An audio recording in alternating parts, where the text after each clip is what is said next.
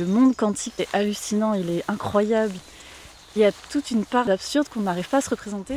On va s'imaginer que l'atome, c'est un stade de foot. Il faut savoir que dans un atome, il y a un noyau, comme un fruit qui contiendrait en son centre un noyau. Et ce noyau, il est extrêmement petit. Donc pour vous donner un ordre de grandeur, si mon atome, c'est un stade de foot, alors le noyau qui se trouve à l'intérieur serait équivalent à une aiguille plantée au milieu de ce stade de foot. Et les bords de stade, là où vous savez on peut courir autour, eh bien ça ce serait les contours de mon atome, là où se trouvent les électrons. Donc les électrons, j'en ai pas encore parlé.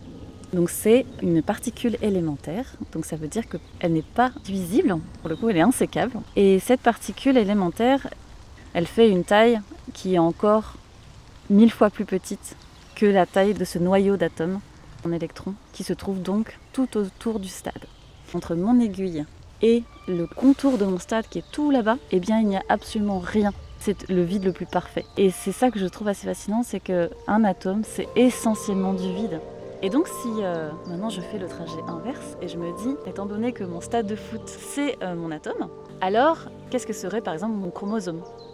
Eh bien mon chromosome, ce serait équivalent à la distance entre mon aiguille qui est plantée dans mon stade de foot, par exemple en France, et dans l'espace, les premiers satellites qu'on a dans l'espace, qui sont par exemple les satellites qui font la météo.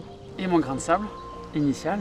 Alors mon grain de sable, qui fait du coup 1 mm, eh bien 1 mm, ça correspondrait à la distance Terre-Lune, plus ou moins. Qui est de 300 000 km. Ouais, 300 000 km. Exactement. Il y a un véritable univers en fait, dans les échelles de taille, en dessous d'un grain de sable. Exactement.